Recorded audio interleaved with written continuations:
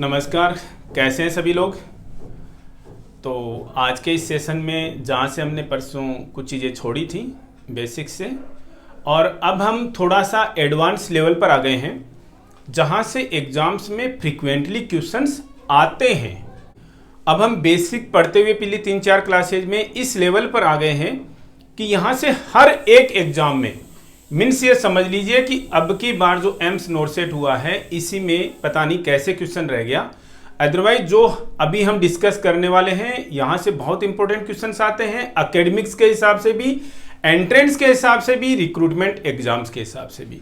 तो चलिए शुरू करते हैं आज के इस सेशन में क्या है।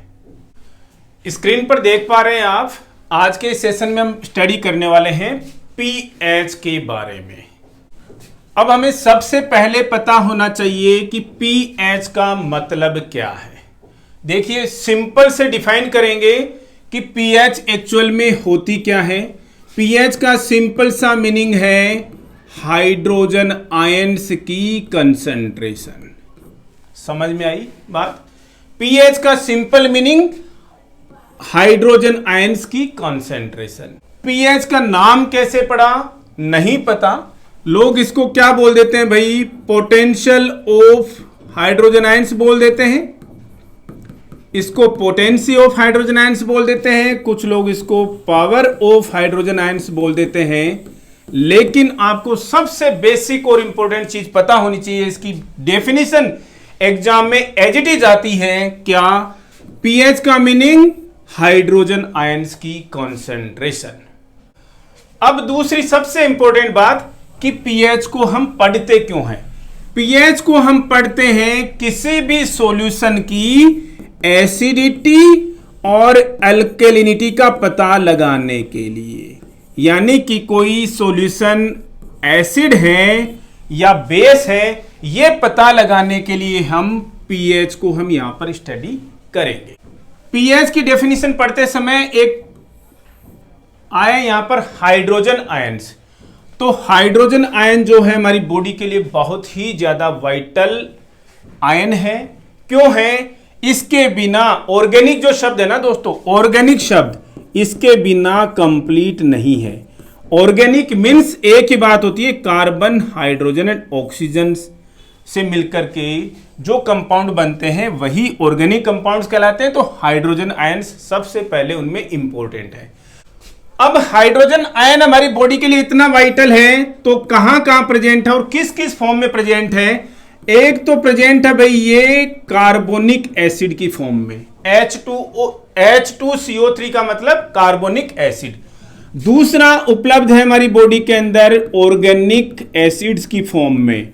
और हमारी बॉडी के अंदर बहुत सारे ऑर्गेनिक एसिड्स हैं, जैसा कि एक्सरसाइज करते हुए लैक्टिक एसिड बनता है एनारोबिक रेस्पिरेशन से, क्या है? ऑर्गेनिक एसिड है। लैक्टिक एसिड बनता है वो क्या है? ऑर्गेनिक एसिड है।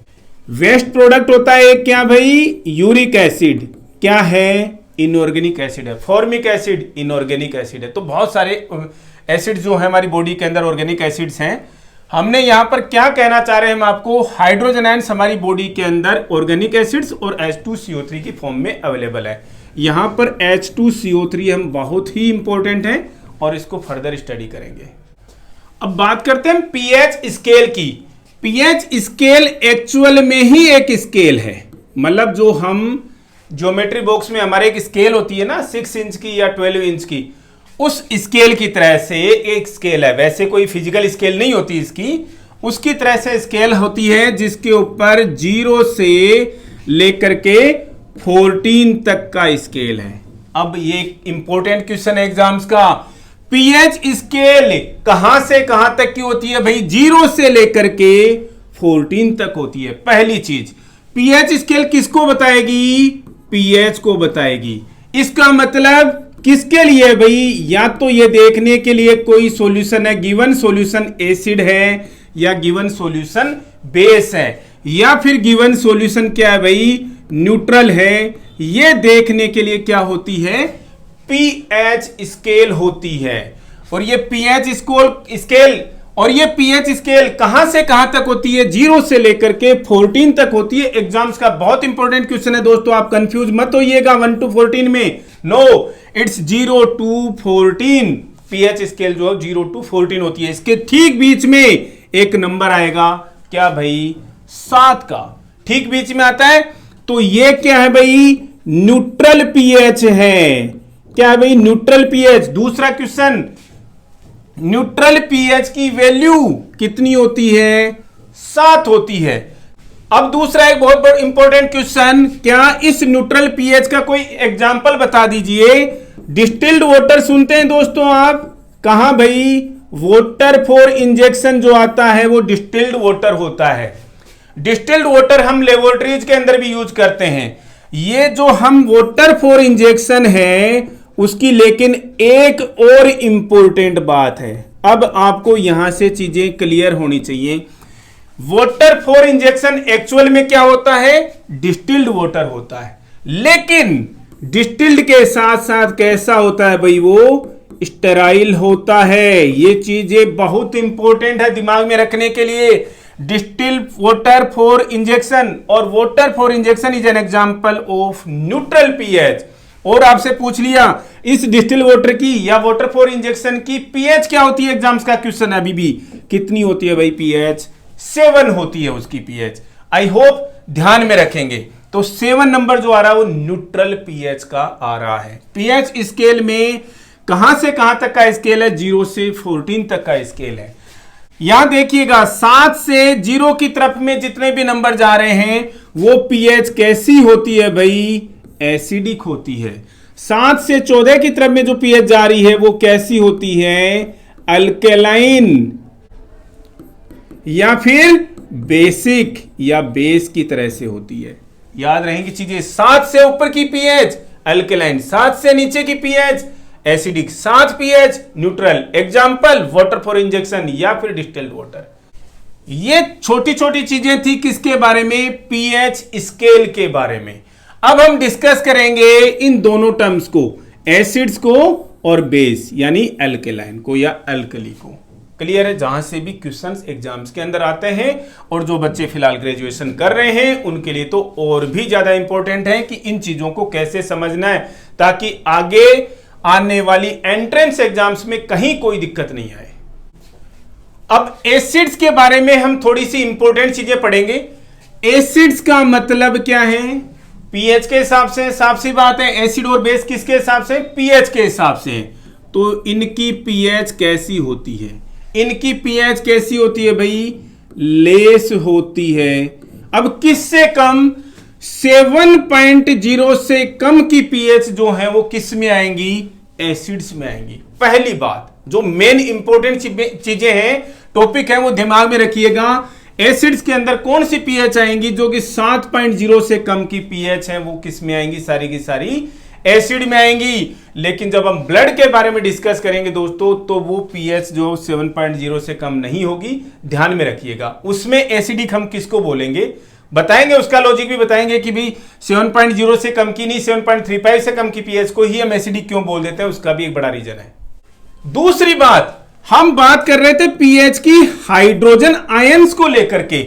तो हाइड्रोजन आयंस कम है कि ज्यादा, ये बड़ा कंफ्यूजन रहता है एग्जाम्स में। तो यहीं से क्लियर कर लेना कि भाई पीएच का मतलब ही हाइड्रोजन आयंस की कंसेंट्रेशन है। समझ रहे हो आप दोस्तों? तो पीएच जितनी एसिडिक है उतनी ही क्या है? पीएच कम है। लेकिन हाइड्रोजन आयंस जो है उतने ही क्या है? ज्यादा है। मतलब एसिड्स के अंदर हाइड्रोजन आयंस ज्यादा होते हैं। अब ये कैसे, ये लफड़ा कैसे हो गया यहां पर? ये चीजें जो कंफ्यूजिंग थोड़ी सी हैं वो कैसे हो गई, इसका एग्जांपल भी, इसका रीजन भी हम आपको बता देते हैं। पीएच जो है वो डिसाइड होती है हाइड्रोजन आयंस और हाइड्रोक्साइड आयंस से। ये दोनों के दोनों टुकड़े हैं भैया किसके? एक तरीके से H2O के टुकड़े होते हैं। H2O के टुकड़े मतलब पानी के टुकड़े करके आपने इस तरीके से बना दिया। ये तो बैलेंस में है। यहां पर अगर किसी सॉल्यूशन में हाइड्रोजन आयंस ज्यादा है और हाइड्रोक्साइड आयंस जो है वो कम है, वो पीएच कैसी हो जाएगी? एसिडिक हो जाएगी और पीएच क्या होती है भाई, कम होती है। मतलब ये थोड़ा लिखना मेरा गलत है, पीएच क्या होती है कम का मतलब लेस देन 7.0। समझने की कोशिश कीजिएगा दोस्तों, पीएच का मतलब ही क्या है, हमने मीनिंग बताया था इसका, concentration of hydrogen ions. Hydrogen ions कितने हैं उसके अंदर, उसको बताती है पीएच। लेकिन इसको थोड़ा बहुत हम और इलेबोरेट करें तो पीएच का मतलब है हाइड्रोजन आयंस और हाइड्रोजन आयन और हाइड्रोक्साइड आयंस की कंसेंट्रेशन। जिस सॉल्यूशन के अंदर हाइड्रोजन आयंस की कंसेंट्रेशन इनसे ज्यादा है वो एसिडिक है, लेकिन पीएच है वो कम है। पीएच का मतलब 7.0 से कम होगी। समझ रहे हैं आप इस चीज को, लेकिन पीएच जो 7.0 से कम होगी। अगर हम यहीं पर डिफाइन कर लें किसको, बेस या फिर अल्कली को, इसका मतलब इनमें क्या होगा, हाइड्रोजन आयंस की नंबर कम है लेकिन हाइड्रोक्साइड आयंस की नंबर जो है वो क्या है, ज्यादा है। किससे, हाइड्रोजन आयन से। अब देखो हम किसका कैसे कंपैरिजन पढ़ रहे हैं हम, एक वाटर मॉलिक्यूल के अंदर मान लीजिए एक हाइड्रोजन का आयन है, एक ही हाइड्रोक्साइड आयन है। यही तो था न्यूट्रल पीएच वाला। Distil water, water for injection, जिसके अंदर same number of hydrogen ion, same number of hydroxide ions, means pH is neutral. Neutral का मतलब 7.0। अगर इस सॉल्यूशन में हाइड्रोजन आयंस का नंबर बढ़ा दिया जाए तो क्या होगा, हाइड्रोक्साइड आयन और ऑलरेडी कम हो गए, ऑब्वियसली कम हो जाएंगे। किससे कंपैरिजन में, मान लीजिए एग्जांपल लीजिए, एक H2 मॉलिक्यूल को हमने तोड़ा और उसके अंदर 100 हाइड्रोजन आयंस थे, तो 100 ही क्या थे भाई, हाइड्रोक्साइड आयंस थे। ठीक है, अब हमने क्या किया, इस सॉल्यूशन में 50 हाइड्रोजन आयंस और मिला दिए, ऐड कर दिए। अब कंपैरिजन देखिए, हाइड्रोक्साइड आयन 100 है, हाइड्रोजन आयंस 50, 150 हो गए। मतलब हाइड्रोजन आयंस की नंबर जो है वो बढ़ गई है, कंसंट्रेशन बढ़ गई है। मतलब पीएच जो है वो क्या हो जाएगी, कम हो जाएगी। किससे, लेस देन 7.0 से, और सॉल्यूशन क्या हो गया, एसिडिक हो गया। बार बार देखिए दोस्तों वीडियो को, इसको यहां तक कि एसिड क्या होते हैं, एल्कली क्या होते हैं, कैसे ये डिफाइन होते हैं। समझ रहे हो, पीएच का सिंपल मीनिंग हाइड्रोजन आयंस की कंसेंट्रेशन, पीएच का और simple meaning concentration of hydrogen ions in comparison of hydroxide ions. फिर न्यूट्रल पीएच की हमने बात की थी, जिसका एग्जांपल था distilled water, water for injection, जिसके अंदर same number of hydrogen ions, same number of hydroxide ions है। मतलब कंसेंट्रेशन दोनों की सेम है, इसलिए न्यूट्रल पीएच और कितनी है वो 7.0 है। लेकिन अगर हमने इसमें हाइड्रोजन आयंस की कंसेंट्रेशन बढ़ा दी, क्या होगा, एसिडिक हो जाएगा। मतलब पीएच जो है उसकी क्या हो जाएगी, कम हो जाएगी। क्लियर, हाइड्रोक्साइड आयंस की नंबर बढ़ाएंगे तो पीएच क्या हो जाएगी, ज्यादा हो जाएगी, और क्या हो जाएगी, अल्केलाइन हो जाएगी। यही है सब कुछ पीएच के बारे में। यहां तक एसिड्स पढ़ रहे थे दोस्तों हम, तो एसिड्स के बारे में हमें थोड़ी सी इंपॉर्टेंट चीजें और पता होनी चाहिए। अब दूसरी चीज, हर एक जगह कंफ्यूजन होगा दोस्तों, लेकिन पढ़ोगे तो याद भी रहेंगी चीजें। अगर हम एसिड्स को किस में मिलाएं, पानी में मिलाएं। अगर हम एसिड को किस में डिसोल्व करें, पानी में डिसोल्व करें, जैसा कि यहां पर हमने स्क्रीन पे दिखाया है, तो क्या होगा, एसिड के पास में क्या है भाई, हाइड्रोजन आयंस बहुत है। बताया हमने, डिस्कस किया ऑलरेडी, हाइड्रोजन आयंस इसके पास में बहुत ज्यादा है। पानी क्या है भाई, H2O है। यही तो रिएक्शन हम कराना चाह रहे हैं। जिसके पास जो चीज ज्यादा है वो डोनेट करने की कोशिश करेगा, और क्या होगा, ये एसिड जो है वो हाइड्रोजन आयन डोनेट करेगा और इस वाटर के साथ में रिएक्शन करके क्या बनाता है, ये हाइड्रोनियम आयन। अभी दोस्तों ये इतना इंपॉर्टेंट तो नहीं है एग्जाम के हिसाब से, लेकिन फिर भी हमने बता दिया है।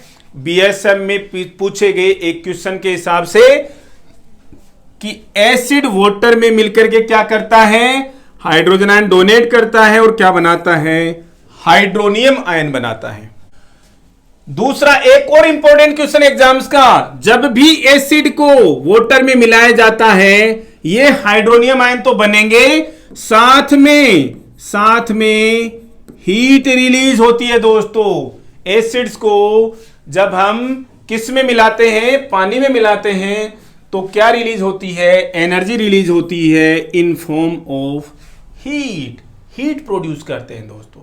कैसे याद रखेंगे जी भाई, एसिड यूज करते हैं क्या तेजाब, तेजाब यूज करते हैं घरों के अंदर, कन्वेंशनली यूज होता था, वेरी डेंजरस, गवर्नमेंट के भी ऑर्डर नहीं है बेचना, लेकिन इंडिया में सब कुछ बिकता है। एसिड को जब भी कभी आप पानी में डालते हैं, किसी सिंक में डालते हैं, रुकी हुई नाली में डालते हैं, तो देखिएगा दोस्तों धुआं धुआं हो जाता है, सब कुछ क्या हो जाता है भाई, धुआं धुआं हो जाता है। क्या हुआ, वाटर के साथ रिएक्शन किया और हीट निकलती है, फील करके देखिएगा दोस्तों, उसको हीट निकलती है, हीट प्रोड्यूस होती है। तो एसिड्स को वाटर के साथ में मिक्स करने पर हीट प्रोड्यूस होती है, ये भी दिमाग में रखिएगा। एक और चीज, एसिड्स का टेस्ट कैसा होता है दोस्तों, क्वेश्चन वही बता रहा हूं जो एग्जाम्स के अंदर आ रखे हैं अभी तक।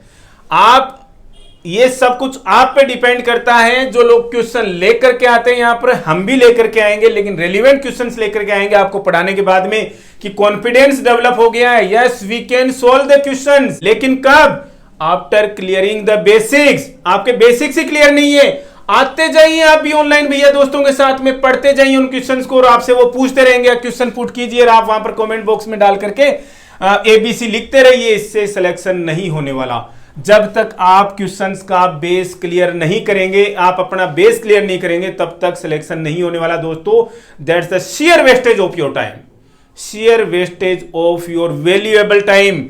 सो टाइम कहां लगाइए, अपने बेसिक्स को मजबूत करने में लगाइए, क ख ग घ पढ़ने में लगाइए, एबीसीडी पढ़ने में लगाइए, और ये मेडिसिन की एबीसीडी, नर्सिंग की एबीसीडी यही है। हम बात कर रहे थे टेस्ट के बारे में, टेस्ट कैसा होता है एसिड्स का, तेजाब को चखेंगे क्या, ऐसा नहीं है दोस्तों सारे के सारे एसिड की जला ही देंगे, वीक एसिड भी हैं, स्ट्रॉन्ग एसिड्स भी हैं। टेस्ट में कैसे होते हैं सबको पता है, सावर होते हैं। और एग्जाम्स का अगेन इंपॉर्टेंट क्वेश्चन, एसिड कैसे होते हैं भाई टेस्ट में, सावर होते हैं। क्लियर। अब एक और इंपॉर्टेंट बात कि लिटमस पेपर का नाम सुना है आप लोगों ने, छोटी क्लासेज में पढ़ते थे लिटमस पेपर, राइट। तो एसिड जो है वो किस लिटमस पेपर को, किस लिटमस पेपर का कलर किस कलर में चेंज कर देते हैं, यानी किस कलर के लिटमस को किस कलर में दिखा देते हैं। ये बहुत इंपॉर्टेंट क्वेश्चन है दोस्तों, जनरल साइंस का समझ लीजिए, जैसे आप नर्सिंग का समझ लीजिए, इंपॉर्टेंट क्वेश्चन है लिटमस को लेकर के। तो दो ही चीजें हैं, क्या भाई, ब्लू एंड रेड। एक ब्लू को रेड कर देता है, दूसरा रेड को ब्लू कर देता है। याद कैसे रखेंगे, यहां पर याद रखिएगा भाई, बार। कौन सा बार, कौन सा बार भाई, ब्लू, ए छोड़ दिया भाई हमने, और रेड। क्लियर है। ब्लू टू रेड कौन चेंज करते हैं, एसिड चेंज कर देते हैं। मतलब एसिड जो है ब्लू लिटमस को रेड में चेंज कर देते हैं। याद रहेगी ये चीज। ये था सब कुछ एसिड्स के बारे में, हमने अपनी तरफ से जितना पॉसिबल था क्लियर करने की कोशिश की, पीएच को क्लियर करने की कोशिश की, कि पीएच का मतलब है concentration of hydrogen ions specifically, लेकिन इन कंपैरिजन ऑफ, आप 11th की केमिस्ट्री उठा के देखेंगे, 11th की केमिस्ट्री उठाएंगे तो क्लियर होगा कि not only the concentration of hydrogen ions only, hydroxide ions as well. तो जिनमें हाइड्रोजन आयंस की नंबर जितनी ज्यादा, पीएच उतनी ही कम, उतना ही ज्यादा एसिडिक, लेकिन उतना ही ज्यादा एसिडिक।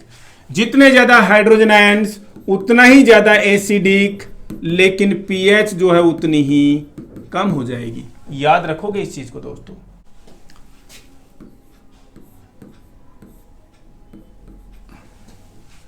यहां पर हम लिख रहे हैं ये 0 pH, ये 7 pH और ये 14 pH। 7 क्या थी भाई, न्यूट्रल थी, राइट। आपसे अब हमने एसिड पढ़ लिया, तो आपसे कोई पूछे एसिडिक pH कौन सी है, 7 से कम वाली pH जो है वो एसिडिक है। याद रहनी चाहिए। अब डिस्कस करते हैं थोड़ा सा किसके बारे में भाई, बेसेज के बारे में या फिर अल्कली के बारे में। दोनों एक ही नाम है, बेस या फिर अल्कली। कैसे याद रखेंगे भाई इन चीजों को भी। सबसे पहले वहीं आते हैं किसको लेकर के, hydrogen ions and hydroxide ions को। एसिड्स के अंदर हाइड्रोजन आयंस ज्यादा थे, इसका मतलब अब इसमें बेसेज में उल्टा है, less hydrogen ions but more hydroxide ions. एक चीज क्लियर है, less hydrogen ions but more hydroxide ions are bases. चीज है, इक्वल थे तो क्या था भाई, न्यूट्रल पीएच थी ना, वो वाटर था। ये क्या हो गए, बेस हो गए। More hydrogen ions, less hydroxide ions, acids है। दूसरी चीज, पीएच कैसी होगी इनकी, पीएच मोर देन किसका भाई, 7.0, 7 से ज्यादा की पीएच होगी।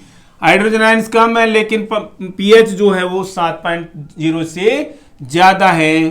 क्या है भाई, ये बेसेज है। क्लियर है।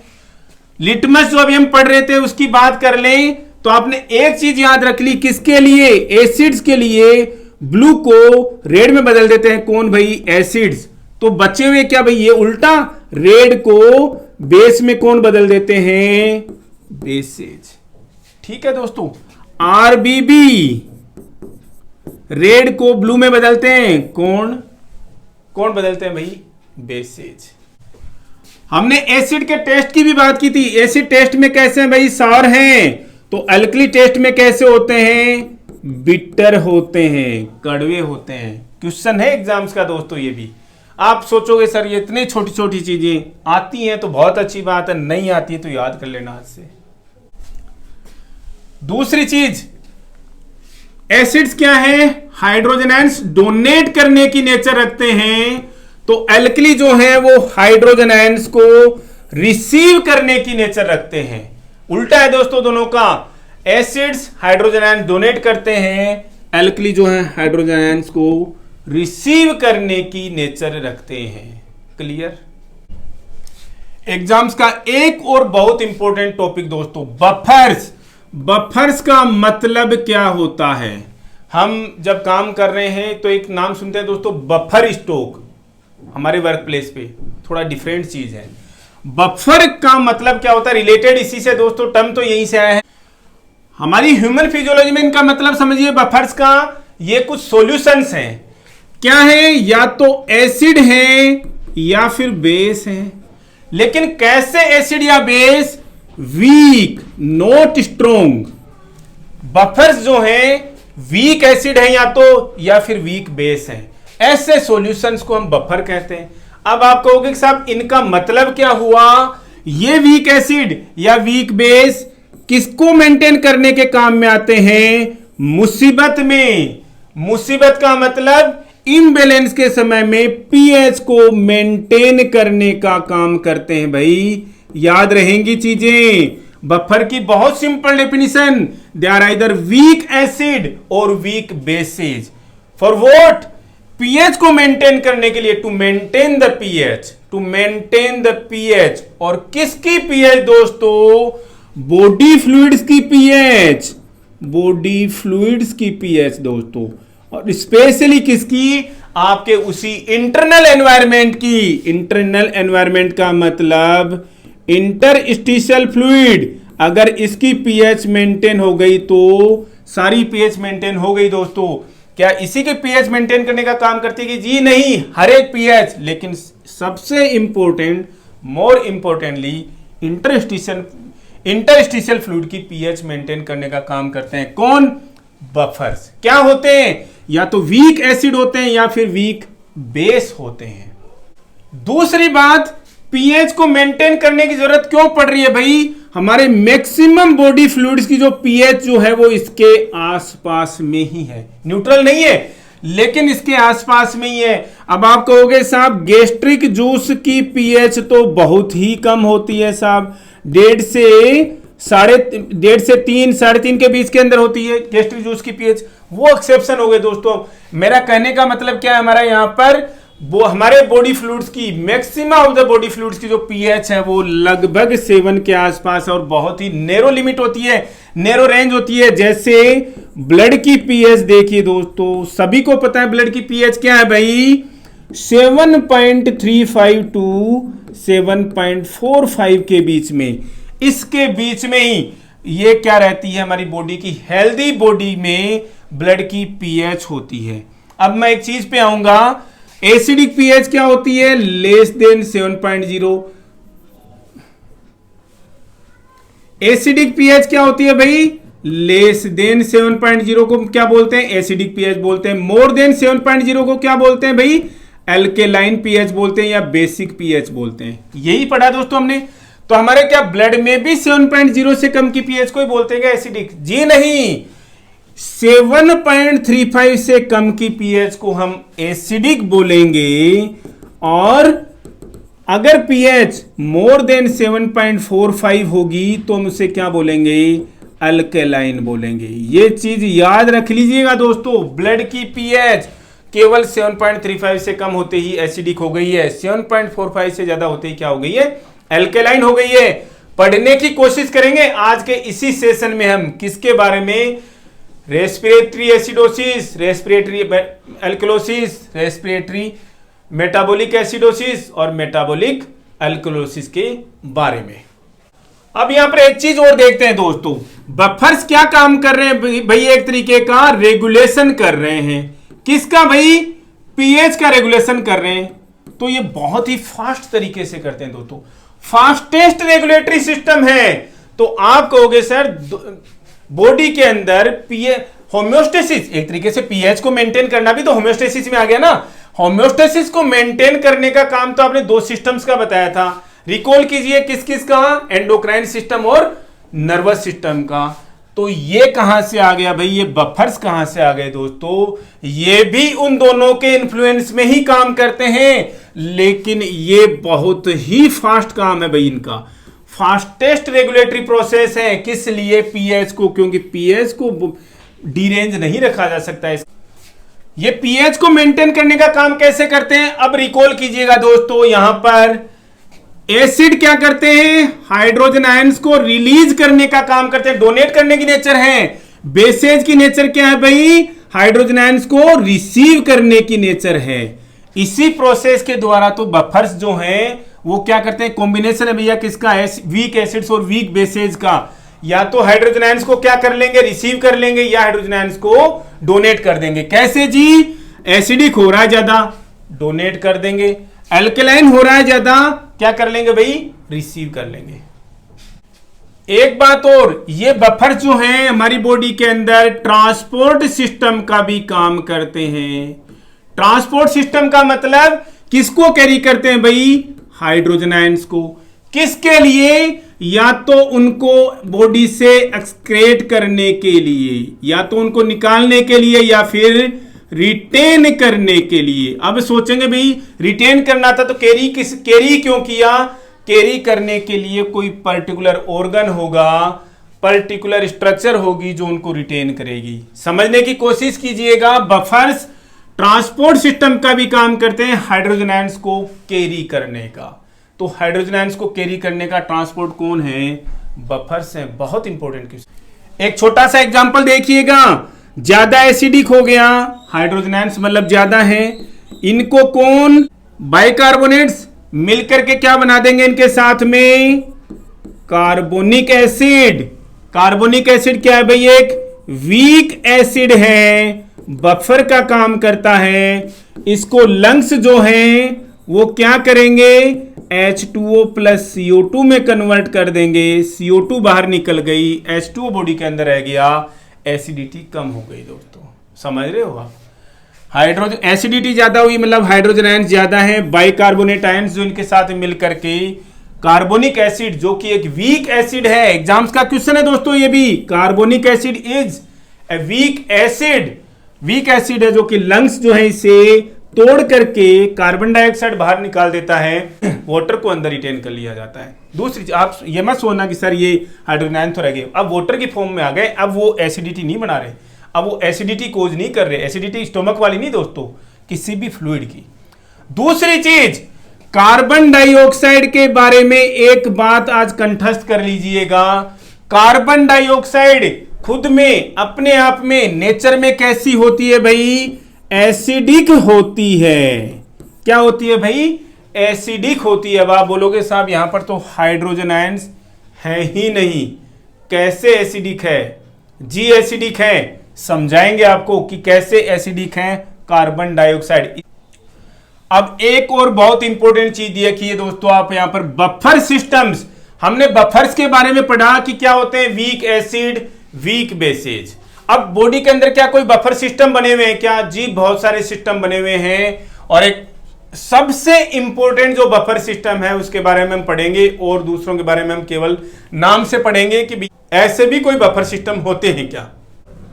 हमारी बॉडी का सबसे ज्यादा जो सबसे प्राइमरी बफर सिस्टम कौन सा है भाई? सबसे इंपॉर्टेंट क्या नाम है उसका? Carbonic acid bicarbonate. ध्यान रखिएगा दोस्तों, carbonic acid bicarbonate. Carbonic acid क्या होता है भाई? H2CO3। बाइकार्बोनेट क्या भाई? HCO3-।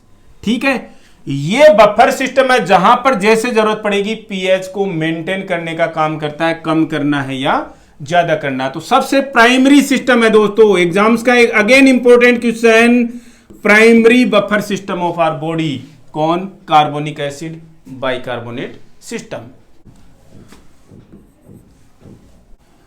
अब एक और इंपॉर्टेंट चीज कि ये हमारी बॉडी के अंदर any point of the time bicarbonate और कार्बोनिक एसिड का, बाइकार्बोनेट और कार्बोनिक एसिड के मॉलिक्यूल्स का जो ये रेशियो है वो कितना होता है, समझाऊंगा दोस्तों थोड़ी सी और सिंपल लैंग्वेज में। कितना है भाई? 20:1 का होता है।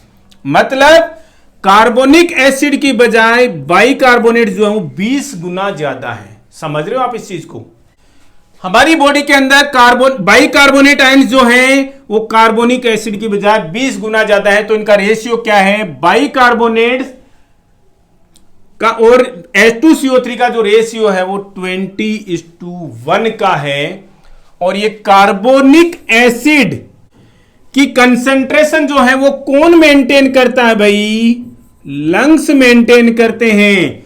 देखा था अभी हमने एग्जांपल, एक्सेस हाइड्रोजन आयंस हो गए थे, वो कार्बोनिक एसिड में चेंज कर दिए गए बाइकार्बोनेट्स की हेल्प से। और इन कार्बोनिक एसिड को लंग्स ने किस में तोड़ दिया भाई? H2O प्लस CO2 में तोड़ दिया। CO2 को बाहर निकाल दिया, एसिडिक कम हो गया जो भी फ्लूइड था। ठीक है, अब दो इंपॉर्टेंट पॉइंट्स यहां पर दिमाग में रखिएगा। कार्बोनिक एसिड की कंसेंट्रेशन किसने मेंटेन की? लंग्स ने मेंटेन की। किसने मेंटेन की भाई? लंग्स ने। तो इन बाइकार्बोनेट्स की कंसेंट्रेशन कौन मेंटेन करता है? कार्बोनिक एसिड की कंसेंट्रेशन कौन मेंटेन कर रहा है? लंग्स। तो बाइकार्बोनेट की कंसेंट्रेशन कौन मेंटेन करता है दोस्तों? किडनीज। दोनों के दोनों इंपॉर्टेंट क्वेश्चन है। कैसे मेंटेन करते हैं बताएंगे आपको आगे।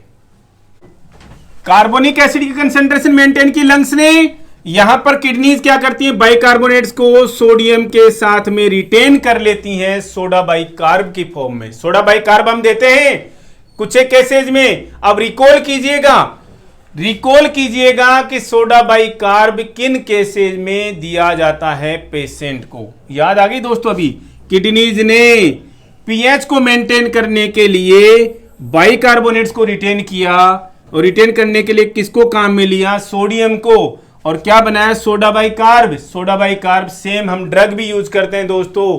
किसमें? आइदर इन एसिडोसिस और एल्कलोसिस। कमेंट बॉक्स में लिख करके बताइएगा, हम भी बताते हैं दोस्तों। कुछ लोगों की तरह से पूछेंगे दोस्तों, अदरवाइज आगे तो हम बताने हैं कि कैसे, और कैसे हम उसको अनफोल्ड करके बताएंगे कि कैसे यूज होता है बाई सोडा बाइकार्ब का आइदर इन एसिडोसिस और एल्कलोसिस। ये होती है दोस्तों इंपॉर्टेंट चीजें जहां पर आपको कैच करेंगी, मैच करेंगी। कौन? आपकी ड्रग्स भी साथ में। नाम पढ़ लिया सोडा बाइकार्ब कैसे हेल्प कर रही है, ऐसे पता लगता है। इसके अलावा भी हमारा बॉडी का सबसे प्राइमरी बफर सिस्टम कौन है? Bicarbonate carbonic acid buffer system, जिसमें बाइकार्बोनेट और कार्बोनिक एसिड की जो कंसेंट्रेशन है वो कितनी है? 20:1। ध्यान है, कार्बोनिक एसिड की कंसेंट्रेशन लंग्स मेंटेन करते हैं, तो बाइकार्बोनेट्स की कंसेंट्रेशन किडनीज मेंटेन करती हैं। कैसे? इनको रिटेन करके। लंग्स क्या करते हैं? कार्बन डाइऑक्साइड को बाहर निकाल के, जिसको जिस समय जैसी जरूरत है वो अपना काम करता है। कंपेंसेशन में हम ये चीजें पढ़ेंगे दोस्तों।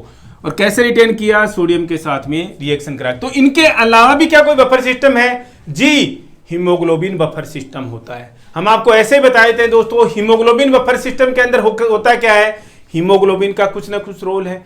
हीमोग्लोबिन का क्या रोल है दोस्तों, कहां होता है हीमोग्लोबिन, सेल के अंदर। कौन सी सेल में, आरबीसीज के अंदर। तो यहां से एक चीज दिमाग में रखिएगा, आरबीसीज के मास का 1/3 जो है वो कौन बनाता है, हीमोग्लोबिन। यहां से इरिलेवेंट, ब्लड में रिलेवेंट, 1/3 मास कौन बनाता है, हीमोग्लोबिन बनाता है, एचबी बनाता है। पीएच को, एसिड बेस बैलेंस को कैसे मेंटेन करता है, सेल के अंदर ऑक्सीजन की क्वांटम के हिसाब से ये क्लोराइड को शिफ्ट करता है। किसको शिफ्ट करता है भाई, क्लोराइड को शिफ्ट करता है। क्लोराइड क्या है, एक एनायन है, याद रहेगा ना, क्लोराइड क्या भाई, एनायन है। किसके साथ में रहता है, सोडियम के साथ में रहता है। सोडियम कैटायन है, कहां का, ईसीएफ का। सोडियम एक्स्ट्रा सेलुलर फ्लूइड में होता है, पोटेशियम इंट्रासेलुलर फ्लूइड का चीफ कैटायन है, ये एक्स्ट्रा सेलुलर फ्लूइड का चीफ कैटायन है। तो सोडियम के साथ ही क्लोराइड रहता है, लेकिन क्या एनायन है, तो इसका मतलब क्लोराइड जो है वो ईसीएफ का एनायन है। याद है चीजें, क्लोराइड को या ब्लड में ऑक्सीजन के अमाउंट के हिसाब से क्लोराइड को शिफ्ट करता है, कहां पर, सेल के अंदर। तो इसके बदले में सेल से निकल के कौन आ जाता है भाई, बाइकार्बोनेट। ठीक है, या तो सेल के ये अंदर जाता है तो बाइकार्बोनेट को बाहर निकाल लेता है, ये बाहर आता है तो बाइकार्बोनेट को अंदर कर देता है। इससे मेंटेन होती है, बैलेंस होती है कौन, पीएच। ये हीमोग्लोबिन सिस्टम। थोड़ा सा पढ़ेंगे दोस्तों, यहां से क्वेश्चंस आते हैं। लंग्स क्या काम करते हैं भाई, पीएच को मेंटेन करने में कैसे काम करते हैं। एग्जांपल लेते हैं एसिडोसिस का। एसिडोसिस दोस्तों कितनी देर बाद में एसिडोसिस का जो नाम आया है, एसिडोसिस का मतलब डिक्रीज्ड पीएच। लेकिन किसकी डिक्रीज्ड पीएच, एसिडोसिस का मतलब डिक्रीज्ड पीएच ऑफ ब्लड। हमेशा दिमाग में रखना दोस्तों एक तो चीज, एसिडोसिस का मतलब क्या होता है, पीएच का कम होना। लेकिन किसकी पीएच का कम होना, ब्लड की पीएच का कम होना एसिडोसिस होता है। तो एसिडोसिस के केसेज में लंग्स जो हैं वो कैसे हेल्प कर रहे हैं ये देखिएगा। हमने ऑलरेडी डिस्कस किया, कैसे डिस्कस किया, एसिडोसिस की कंडीशन में पीएच कम है, मतलब हाइड्रोजन आयंस बहुत ज्यादा हैं, हाइड्रोजन आयन बहुत ज्यादा हैं। इनको किस में कन्वर्ट किया जाता है भाई, कार्बोनिक एसिड में। कार्बोनिक एसिड को लंग्स क्या करते हैं, लंग्स क्या करते हैं भाई, CO2 प्लस H2O में बदल देते हैं। CO2 जो है वो ब्लड से, बॉडी से बाहर निकल जाती है। अब एक चीज दिमाग में रखिएगा दोस्तों, कैसे एसिडोसिस होगा, तो जब एसिडोसिस होगा तो रेस्पिरेशन रेट जो है कंपेंसेशन में कैसी बढ़ जाएगी, रेस्पिरेशन रेट कैसी हो जाएगी दोस्तों, ज्यादा हो जाएगी। क्यों भाई, इस कार्बन डाइऑक्साइड को बाहर निकालने के लिए। लेकिन आप एक चीज सोचिए, किसी पर्सन की रेस्पिरेशन रेट जो है वो खुद कम हो रखी है, या पेशेंट हाइपोवेंटिलेट कर रहा है, मतलब कार्बन डाइऑक्साइड वहीं रिटेन कर रही है, इसका मतलब उसको एसिडोसिस हो रहा है। रेस्पिरेटरी जो सिस्टम था वो काम नहीं कर रहा, रेस्पिरेटरी सेंटर काम नहीं कर रहा, तो क्या कोज हो सकता है, एसिडोसिस कोज हो सकता है। हम कोई कह नहीं रहे कि ऐसा हो ही जाएगा, लेकिन हाइपोवेंटिलेशन कैन कोज एसिडोसिस। क्यों, क्योंकि कार्बन डाइऑक्साइड बाहर नहीं जा रही बॉडी से। इसलिए एसिडोसिस को कम करने के लिए जब लंग्स काम करेंगे एसिडोसिस के अगेंस्ट में, जब लंग्स काम करेंगे एसिडोसिस की कंडीशन में पीएच को मेंटेन करने के लिए, तो कार्बन डाइऑक्साइड बाहर निकालते तो रेस्पिरेशन रेट भी बढ़ा देते हैं। अगर हम अल्कलोसिस को पढ़ें, अल्कलोसिस का मतलब पीएच ज्यादा होना, पीएच ज्यादा होना। किसकी पीएच, ब्लड की पीएच का ज्यादा होना। लंग्स का कोई रोल है क्या भाई पीएच को कम करने के लिए, फिर अल्कलोसिस अगर हो जाए तो जी क्या करेंगे भाई, अल्कलोसिस की कंडीशन में लंग्स जो हैं वो कार्बन डाइऑक्साइड को रिटेन करने का काम करेंगे, रिटेन करने का काम करेंगे। दूसरी तरीके से कैसे कर सकते हैं भाई, रेस्पिरेशन रेट को कम करके, रेस्पिरेशन रेट को कम करके अल्कलोसिस को कम कर, मतलब एसिडिक की तरफ में लेके जाएंगे तो अल्कलोसिस क्या होगा, कम होगा। अब यहां पर एग्जाम के हिसाब से ये सारी चीजें दोस्तों हम पढ़ेंगे। लंग्स जो पीएच को मेंटेन करने का काम करते हैं, दूसरा कौन काम करता है भाई, किडनीज। तो इनमें से फास्टर सिस्टम कौन सा है, आइदर लंग्स और किडनीज। लंग्स जो है वो क्या है भाई, फास्ट है। लंग्स का पीएच मेंटेन करने का काम जो है वो, लंग्स का पीएच मेंटेन करने का काम फास्ट है, जबकि किडनीज का क्या है, कंपैरेटिवली स्लो। बचपन से पढ़ते आए हैं जल्दबाजी काम शैतान का। भैया जरूरी, जहां पर जल्दबाजी जरूरी है वो है, लेकिन हम यहां पर आपको क्या बताना चाह रहे हैं, जो जल्दी काम होगा वो कभी भी प्रिसाइज नहीं हो सकता। तो दूसरा क्वेश्चन, इनमें से मोर करेक्टिव या मोर प्रिसाइज कौन सा है, जो धीरे हो रहा है। मतलब किडनी जो पीएच मेंटेन करने का काम करती है वो ज्यादा करेक्टिव है, वो ज्यादा प्रिसाइज है। ध्यान में रखिएगा दोस्तों। लंग्स कितना टाइम ले लेते हैं पीएच को मेंटेन करने के लिए, 10 से 30 सेकंड्स का टाइम लेते हैं दोस्तों। तो किडनीज कितना लेती हैं, मुझे भी नहीं पता, ऑनेस्टली सेइंग नहीं पता। लंग्स का ध्यान में रखिएगा दोस्तों, टाइम डिफाइंड नहीं है उनका किडनीज का, यहां पर डिफाइंड है 10 से 30 सेकंड के अंदर रिवर्ट करते हैं ये। एक और इंपॉर्टेंट टॉपिक दोस्तों एग्जाम्स का, अब की बार पता नहीं एम्स नॉरसेट कैसे धोखा दे गया, यहां से क्वेश्चन नहीं आया। जो एक बड़ा क्वेश्चन देता है एम्स नॉरसेट हमेशा कि एल्कलोसिस है या एसिडोसिस है, कुछ वैल्यूज दे करके, एबीजी की वैल्यूज आपको प्रोवाइड करके मैक्सिमम एग्जाम्स में क्वेश्चन आते हैं और यहाँ को पढ़ना जरूरी है दोस्तों। कंपेंसेशन है या अनकंपेंसेटेड है, पार्सल है या फुल कंपेंसेशन है, एक एक चीज को क्लियर करेंगे दोस्तों। लेकिन उससे भी पहले हम थोड़ा सा बेसिक क्लियर करेंगे एबीजी का, आर्टीरियल ब्लड गैसेज का। इसके मेन कंपोनेंट्स देखते हैं दोस्तों। सबसे पहले एबीजी का 4 मेन कंपोनेंट्स हैं दोस्तों इसके। सबसे पहला और सबसे इंपॉर्टेंट कंपोनेंट क्या है, पीएच। सबसे पहला और सबसे इंपॉर्टेंट किसकी पीएच भाई, ब्लड की पीएच। हमने पढ़ा ऑलरेडी, नॉर्मल रेंज कितनी होती है, 7.35 टू 7.45। पीएच की यूनिट क्या होती है दोस्तों, ये नंबर है, सिंपल नंबर है स्केल पर, इनकी कोई यूनिट नहीं होती है, नंबर है दोस्तों केवल एक। दूसरा इसकी वैल्यू क्या, दूसरा component partial pressure of carbon dioxide. दूसरा मेन कंपोनेंट किसका, एबीजी वैल्यूज का। नॉर्मल वैल्यू क्या होती है दोस्तों, 35 से 45। क्या बोला मैंने इसको, partial pressure of carbon dioxide. Pressure की यूनिट क्या होती है, मिलीमीटर ऑफ मरकरी। क्लियर। तीसरा सेम इंपॉर्टेंट बाइकार्बोनेट्स, और बाइकार्बोनेट दोस्तों आपको अलग अलग बुक्स में अलग अलग इनकी वैल्यूज आपको देखने को मिलेंगी। 21 से लेकर के 28 या 29 मिली एक्विवेलेंट पर लीटर। ये 3 इंपॉर्टेंट। एक चौथा जो कि हमारे क्वेश्चंस के हिसाब से इतना इंपॉर्टेंट नहीं हो जाता लेकिन जरूरी है, पार्शियल प्रेशर ऑफ ऑक्सीजन कितना होता है दोस्तों, 80 से लेकर के 100। ये अगेन प्रेशर है, वैल्यू यूनिट क्या रहेगी दोस्तों इसकी, मिलीमीटर ऑफ मरकरी की। सचेत रहिएगा दोस्तों, जो लोग आपको इन आर्टीरियल ब्लड गैसेज की भी सब की यूनिट्स जो है वो मिलीमीटर ऑफ मरकरी बताते हैं, बहुत सारे लोग दोस्तों मार्केट में। तो यहां पर 4 मेन कंपोनेंट किसके, आर्टीरियल ब्लड गैसेज के। आपको सबसे पहले आगे बढ़ने से पहले ये कंठस्थ होने चाहिए, टिप्स पे होने चाहिए। पीएच की value 7.35 to 7.45। Partial pressure of carbon dioxide की वैल्यू कितनी होती है, 35 से 45। प्रेशर है इसलिए उसकी यूनिट मिलीमीटर ऑफ मरकरी। तीसरा सबसे इंपॉर्टेंट बाइकार्बोनेट, वैल्यू कितनी होती है, 21 से 28 या 29, 22 से 29। लोग अलग अलग बुक्स में दोस्तों अलग अलग दे रखी है, अलग अलग कंट्रीज के हिसाब से उन्होंने अलग अलग लिख रखी है, ऐसा नहीं है। लेकिन ये आप इसको 21 से 28 बेस्ट मान करके चलिएगा, बेस्ट वैल्यू 21 से 28। यूनिट क्या है, मिली एक्विवेलेंट पर लीटर। क्यों, आयंस है और आयंस को हम ऐसे ही लिखते हैं, मिली एक्विवेलेंट पर लीटर में या मिलीमोल पर लीटर में लिखते हैं।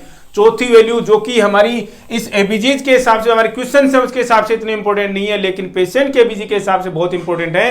Partial pressure of oxygen, again pressure है दोस्तों, किस में लिखा जाएगा, मिलीमीटर ऑफ मरकरी में लिखा जाएगा। और नॉर्मल क्या होता है, 80 से 100 millimetre of mercury.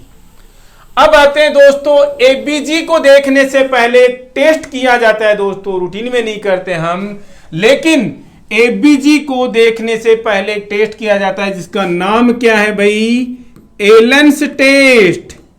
Allen's test, Allen's test, Allen test का मतलब क्या होता है? पहली चीज क्यों करते हैं भाई, हम मैक्सिमम एबीजी के जो सैंपल्स कहां से निकालते हैं? हैंड से निकालते हैं, रेडियल आर्टरी से निकालते हैं। तो एलन टेस्ट डिटरमाइन करने का, कुछ डिटरमाइन करने का टेस्ट है। क्या डिटरमाइन करने का? रेडियल और अल्नर आर्टरी का कोलेटरल सर्कुलेशन है या नहीं है, उसको डिटरमाइन करने का टेस्ट है एलन टेस्ट। सबसे पहले दिमाग में रखिएगा दोस्तों, प्रोसीजर आपसे कोई नहीं पूछ रहा, लेकिन हम आपको बता देते हैं यहां पर एलन टेस्ट। कोलेटरल सर्कुलेशन का मतलब एक बंद हो तो दूसरी से सर्कुलेशन जा रहा है या नहीं जा रहा। क्लियर है इस चीज को? क्या करते हैं, पेशेंट को बार बार मुट्ठी को खोलने बंद करने के लिए बोलेंगे, हाथ को खोलने और बंद करने के लिए बोलेंगे। पहला स्टेप दोस्तों, पेशेंट को बार बार हाथ खोलने और बंद करने के लिए बोला जाता है, पहली चीज। फिर आप अपने दोनों थंब से, दोस्तों आपके तो दोनों थंब फ्री है ना, ये तो पेशेंट का थंब है, ठीक है, मेरे पास एक हाथ और नहीं है, भाई बताता हूं आपको। आप अपने दोनों थंब से साइमल्टेनियसली पेशेंट को बोलेंगे भैया अब मुट्ठी बंद कर लीजिए, और मुट्ठी बंद, हाथ बंद कर लीजिए, और दोनों थंब से एक तरफ से अल्नर आर्टरी, दूसरी तरफ से आपने रेडियल आर्टरी को क्या करा दिया, दबा दिया है दोस्तों, आपने रोक दिया है एक तरीके से। अब आपने दोनों आर्टरी यहां से दबा रखी, तो पेशेंट का हाथ कैसा हो जाएगा? जो पिंकिश था, रेडिश था, वो क्या हो गया, अभी पिंकिश बोलते हैं हम, पिंक था वो क्या हो गया, ब्लैंच हो जाता है दोस्तों, एकदम से व्हाइट हो जाता है, जहां पर ब्लड की सप्लाई नहीं हो रही। तो पेशेंट का हाथ खुलवाया और अचानक से किसको छोड़ दिया दोस्तों, अल्नर आर्टरी को आपने छोड़ दिया, रिलीज कर दिया, जो रेडियल आर्टरी जो आपने अभी भी दबा के रखी हुई है। देखेंगे हाथ पिंक हो रहा है या नहीं हो रहा। हो रहा है इसका मतलब कोलेटरल सर्कुलेशन है, नहीं हो रहा इसका मतलब कोलेटरल सर्कुलेशन नहीं है। ये आजकल थोड़ा सा मॉडिफाइड एलन टेस्ट हो गया है, तो कितनी देर के अंदर हम देखेंगे, 5 से 15 सेकंड के अंदर जो है वो हाथ क्या हो जाना चाहिए, पिंक हो जाना चाहिए। तो इसमें इंपॉर्टेंट चीज जो क्या थी दोस्तों, एलन टेस्ट में, एलन टेस्ट किस लिए किया जाता है? दो तरीके से ध्यान में रखना, रेडियल और अल्नर आर्टरी की पेटेंसी देखने के लिए किया जाता है, या फिर कोलेटरल सर्कुलेशन, कोलेटरल सर्कुलेशन देखने के लिए किया जाता है। क्लियर है? एपीजी सैंपल लेंगे तो जो सिरिंज होती है वो कैसी होनी चाहिए, हिपेरिनाइड सिरिंज होनी चाहिए। सबको पता हो है भाई, एग्जाम्स में कंफ्यूज हो जाते हैं बस केवल। एबीजी सैंपलिंग के लिए कैसी सिरिंज चाहिए, हिपेरिनाइड सिरिंज चाहिए। क्यों चाहिए भाई? ताकि क्लोटिंग ना हो जाए। क्लियर है? दूसरी बात, आपने रेडियल आर्टरी से सैंपल निकाल लिया, तो जैसे हम वेन से सैंपल निकालते हैं और ठीक 1 मिनट के बाद में उसको दबा के छोड़ देते हैं, वैसा कर सकते हैं क्या? जी नहीं। एपीजी सैंपलिंग के बाद में कम से कम 5 से 7 मिनट, बुक्स में लिखा है 5 मिनट, 5 से 7 मिनट का आप प्रेशर देके रखेंगे पंक्चर साइट पे नॉर्मल कंडीशंस में। लेकिन क्वेश्चन से एग्जाम में क्या आते हैं, अगर कोई पेशेंट एंटीकोगुलेंट्स पे रन कर रहा है, अगर कोई पेशेंट एंटीकोगुलेंट्स पे चल रहा है ऑलरेडी, तो कितनी देर के लिए पंक्चर साइट को हम प्रेशर देके रखेंगे? ठीक डबल, 10 से 15 मिनट। 10 मिनट ही लिखा हुआ है दोस्तों बुक्स के हिसाब से, इसका ठीक से डबल, 5 मिनट का डबल क्या है, 10 मिनट के लिए हम उसको प्रेशर देके रखते हैं। ये जो सैंपल है ये लेबोरेटरी तक कैसे जाएगा भाई? आइस ट्रे के अंदर रख करके जाएगा, आइस ट्रे के अंदर रख के जाएगा। अगर आइस ट्रे में नहीं रखा तो क्या लॉस होने के चांसेस हो जाते हैं दोस्तों? ऑक्सीजन के लॉस हो जाने के चांसेस हो जाते हैं, और आने वाली क्लासेज में हम बताएंगे कि ये किस कारण से हैं, डिटेल में हम डिस्कस करेंगे।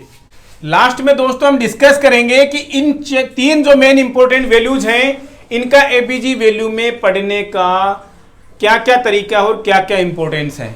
आप यहां पर देख रहे हैं दोस्तों, partial pressure of carbon dioxide, ये किसको दिखाता है दोस्तों? कार्बन डाइऑक्साइड, मतलब ये रेस्पिरेटरी फंक्शन का इंडिकेटर है। सबसे पहली बात, एग्जाम में सिंपली एग्जाम में क्वेश्चन पूछा हुआ है, partial pressure of carbon dioxide किसका इंडिकेटर है? रेस्पिरेटरी फंक्शन का इंडिकेटर है। ध्यान में रखेंगे, तो फिर मेटाबॉलिक फंक्शन का इंडिकेटर कौन है भाई? दूसरा जो बचा वो मेटाबॉलिक फंक्शन का इंडिकेटर हो गया कौन? Bicarbonate. Bicarbonate is an indicator of metabolic function. ये दो इंपॉर्टेंट चीजें तो आपको पता हो जानी चाहिए, ठीक है। दूसरी चीज हम आपको वैल्यूज लिख लिख करके बताएंगे दोस्तों, एग्जाम्स के क्वेश्चन भी हम आपको लेटर सेशन में डिस्कशन करेंगे, नेक्स्ट सेशन में ही, कल के सेशन में ही। लेकिन ये दो इंपॉर्टेंट चीजें आपको सबसे पहले, बच्चे जल्दबाजी में रहते हैं, मैंने अभी बताया जल्दबाजी काम शैतान का दोस्तों। जल्दबाजी करता है रेस्पिरेटरी फंक्शन, पीएच को मेंटेन कर लेता है लेकिन इतना प्रिसाइज नहीं कर पाता, ठीक है। अब बात आई भाई रेस्पिरेटरी एसिडोसिस हुआ या फिर एल्कलोसिस हुआ तो आपको किस किस का रिलेशन देखने को मिलेगा? हमने एक चीज कैच कर ली, रेस्पिरेटरी। रेस्पिरेटरी का मतलब partial pressure of carbon dioxide, सबसे पहली चीज। अब बात आई एसिडोसिस या एल्कलोसिस, तो हम क्या देखेंगे भाई? पीएच को देखेंगे, मतलब पीएच और partial pressure of carbon dioxide के बीच के रिलेशन को देखेंगे। अब देखते हैं रेस्पिरेटरी कंडीशंस में, रेस्पिरेटरी एसिडोसिस में, एल्कलोसिस में पीएच और कार्बन डाइऑक्साइड, क्योंकि बाइकार्बोनेट का तो रोल ही नहीं है, तो कंपेंसेशन में काम में आएगा अगर करता है तो, अगर दोस्ती है भैया उसकी तो रेस्पिरेटरी कंडीशंस में अगर पीएच कम है तो उल्टा होगा, हमेशा अपोजिट रिलेशनशिप होती है दोस्तों। रेस्पिरेटरी एसिडोसिस और रेस्पिरेटरी एल्कलोसिस में क्या होती है? पीएच और partial pressure of carbon dioxide के बीच में अपोजिट रिलेशनशिप है, मतलब एसिडोसिस में पीएच कम है, ऑब्वियस सी बात कम है, तो partial pressure of carbon dioxide क्या होगा? ज्यादा होगा। एल्कलोसिस में पीएच क्या होगी भाई? ज्यादा होगी, तो इसका उल्टा क्या होगा? Partial pressure of carbon dioxide होगा, मतलब partial pressure of carbon dioxide क्या होगा? कम होगा। दो चीजें इंपॉर्टेंट दिमाग में रखिएगा दोस्तों, partial pressure of carbon dioxide किसको रिफ्लेक्ट करता है, किसको बताता है? रेस्पिरेटरी फंक्शन को बताता है। दूसरी बात, रेस्पिरेटरी फंक्शन में पीएच और partial pressure of carbon dioxide का रिलेशन एकदम उल्टा है, एक कम है तो दूसरा ज्यादा है, दूसरा ज्यादा है तो पहला कम है। चीजें दिमाग में रखी दोस्तों। मेटाबॉलिक एसिडोसिस में पहली बात तो एसिडोसिस में पीएच कम होती है, तो भाई बाइकार्बोनेट्स भी क्या होंगे? कोरिस्पॉन्डिंग होंगे, मतलब कम का मतलब कम ही होंगे। मेटाबॉलिक एल्कलोसिस, एल्कलोसिस में पीएच क्या होती है भाई? ज्यादा होती है, तो बाइकार्बोनेट्स भी क्या हो जाएंगे? ज्यादा हो जाएंगे। क्लियर है? ये हमने नॉर्मल कंडीशंस में, अनकॉम्पेंसेटेड कंडीशंस के एग्जांपल में लिखी हुई है दोस्तों, ठीक है ना। ये नॉर्मल कॉम्पेंसेशन हो रहा है तो फिर ये नॉर्मल नहीं रहेंगे, हम बताएंगे दोस्तों इसको नेक्स्ट सेशन के अंदर आप लोगों को। इतना दोस्तों अगर आपने समझ लिया तो नेक्स्ट सेशन में हम आपको एबीजी वैल्यूज को रीड करना, ये कॉम्पेंसेशन है या अनकम्पेंसेटेड है, पार्सल है या फुली कॉम्पेंसेटेड है, हम आपको एक ही वीडियो के अंदर सारी चीजें क्लियर कर देंगे। आज के इस वीडियो में इतना ही, मिलते हैं नेक्स्ट अपडेट में।